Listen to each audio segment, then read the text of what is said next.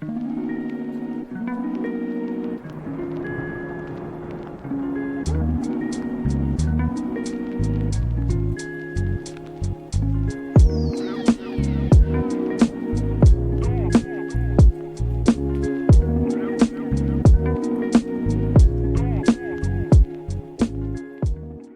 असली सवाल है, वोट चोरी की जांच कौन करेगा? मुख्य चुनाव आयुक्त, प्रधानमंत्री और गृह मंत्री पर साजिश में मिलीभगत का आरोप। लेखक डॉक्टर ज्ञान पाठक। विपक्ष के नेता राहुल गांधी ने अब हरियाणा विधानसभा चुनाव 2024 में वोट चोरी का आरोप लगाया है। उन्होंने मुख्य चुनाव आयुक्त ज्ञानेश कुमार, प्रधानमंत्री नरेंद्र मोदी और केंद्रीय गृह मंत्री अमित शाह पर वोट चोरी को बढ़ावा देने के लिए मतदाता सूची से मतदाताओं के नाम हटाने और जोड़ने में मिलीभगत का भी आरोप लगाया है। आरोपों का खंडन करना आमतौर पर किसी भी आरोपी द्वारा किया जाने वाला पहला कदम होता है। वे आमतौर पर कहते हैं कि आरोप गलत है। फिर भी प्राथमिकी दर्ज की जाती है और कानून के अनुसार मामलों की जांच की जाती है। हालांकि वर्तमान मामले में सभी आरोपी कानूनी रूप से विशेषाधिकार प्राप्त व्यक्ति हैं। यह किसी भी प्राथमिकी और आरोप की जांच को रोकता है। इसके अलावा, चूंकि कथित अपराध कई वर्षों तक चला और इसमें चुनाव आयोग के कई अन्य अधिकारी और सत्तारूढ़ भाजपा के नेता शामिल थे, इसलिए वोट चोरी की जांच एक जटिल मामला है और इसमें काफी समय और मेहनत लगेगी। कानूनी न्यायशास्त्र में एक अभियुक्त अपने खिलाफ मामले की जांच नहीं कर सकता और न ही उसे करना चाहिए। तो सवाल यह है कि वोट चोरी के अपराध की जांच कौन करेगा? कांग्रेस नेता राहुल गांधी ने इससे पहले 7 अगस्त 2025 को कर्नाटक के महादेवपुरा निर्वाचन क्षेत्र में वोट चोरी का पर्दाफाश किया था, ताकि यह दिखाया जा सके कि इसे कैसे व्यवस्थित रूप से अंजाम दिया जाता है। बाद में 1 सितंबर को उन्होंने उस खुलासे को परमाणु बम बताया और कहा कि वह जल्द ही एक हाइड्रोजन बम गिराएंगे। उन्होंने 5 नवंबर को कथित हाइड्रोजन बम भी गिरा दिया, जो हरियाणा विधानसभा चुनाव 2024 से संबंधित है।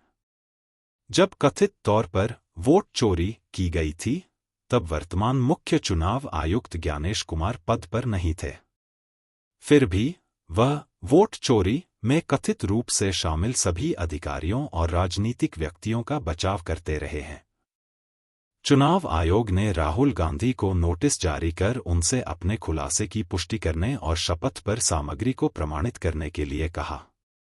यह वोट चोरी के शिकार लोगों के लिए किसी खतरे से कम नहीं था, जिन्होंने अपराध के कुछ सबूत बड़ी सावधानी से इकट्ठा किए हैं। चुनाव आयोग ने अभी तक कथित वोट चोरी की जांच शुरू नहीं की है। चुनाव आयोग के खिलाफ कई विरोध प्रदर्शन हुए हैं। प्रधानमंत्री नरेंद्र मोदी के साथ मिलकर चुनावी नतीजों को भाजपा के पक्ष में हेरफेर करने की कोशिश की जा रही है।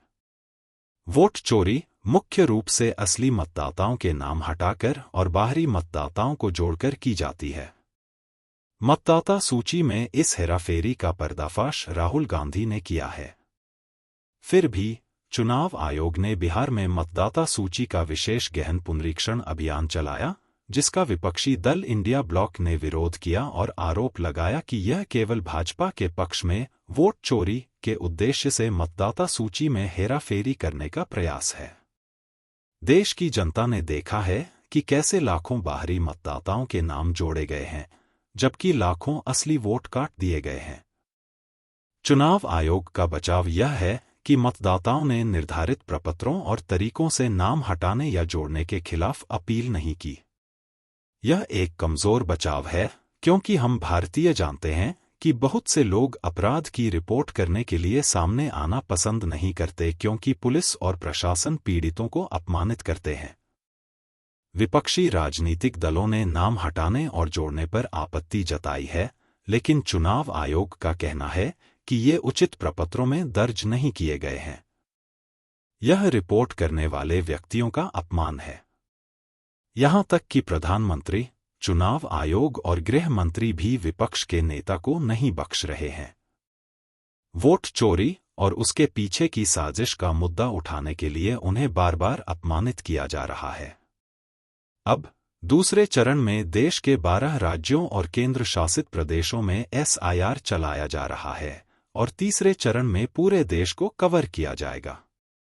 इसी पृष्ठभूमि में राहुल गांधी द्वारा हरियाणा में वोट चोरी का नया आरोप विशेष महत्व रखता है। उन्होंने दावा किया है कि हरियाणा विधानसभा चुनाव में वोट चोरी हुई थी और भारतीय चुनाव आयोग पर भारतीय लोकतंत्र को नष्ट करने के लिए प्रधानमंत्री और केंद्रीय गृह मंत्री के साथ सांठगांठ करने का आरोप लगाया। राहुल ने आरोप लगाया कि मुख्य चुनाव आयुक्त ज्ञानेश कुमार कर्नाटक की महादेवपुर विधानसभा सीट की मतदाता सूची से मतदाताओं के नाम हटाने के प्रयास के पीछे के लोगों की तकनीकी जानकारी साझा करने से इनकार करके उन लोगों को बचा रहे हैं जो भारतीय लोकतंत्र को नष्ट कर रहे हैं। हरियाणा में उन्होंने आरोप लगाया कि राज्य की मतदाता सूची में 5,21,619 से ज्यादा नकली मतदाता थे। वोट चोरी की इस प्रणाली का औद्योगिकीकरण हो गया है और उन्हें पूरा यकीन है कि वे बिहार में ऐसा ही करेंगे। एक खास आरोप में राहुल गांधी ने कहा कि एक मतदाता की तस्वीर 2 मतदान केंद्रों पर अलग अलग नामों से 223 बार दिखाई देती है। उन्होंने कहा, हरियाणा में ऐसे हजारों उदाहरण हैं। उन्होंने कहा कि हरियाणा में एक ही तस्वीर वाले 1,24,177 मतदाता हैं। उन्होंने आरोप लगाया, चुनाव आयोग जगह बनाना चाहता है। वे CCTV फुटेज नष्ट कर रहे हैं। विपक्ष के नेता ने आरोप लगाया कि हरियाणा में लगभग 25 लाख मतदाता फर्जी हैं। उन्होंने एक मतदाता फोटो पहचान पत्र EPIC भी दिखाया है जिसमें एक ब्राजीलियाई मॉडल की तस्वीर का इस्तेमाल किया गया है, जिसके बारे में कहा जाता है कि उसने 10 मतदान केंद्रों पर 22 बार मतदान किया है। राहुल गांधी ने इस पूरे अभियान को ऑपरेशन सरकार चोरी करार दिया। उन्होंने आरोप लगाया कि वोट चोरी न केवल निर्वाचन क्षेत्र स्तर पर बल्कि राज्य और राष्ट्रीय स्तर पर भी हो रही है। विपक्ष के नेता के आरोप गंभीर हैं और उनकी गहन जांच की आवश्यकता है। हालांकि सबसे बड़ा सवाल यह है कि यह जांच कौन करेगा। सत्तारूढ़ सरकार और चुनाव आयोग पर आरोप हैं और भारत के सर्वोच्च न्यायालय ने हाल ही में एक याचिकाकर्ता को महादेवपुरा में राहुल गांधी द्वारा वोट चोरी के खुलासे के मामले में कार्रवाई के लिए चुनाव आयोग जाने को कहा है। एक नागरिक क्या कर सकता है?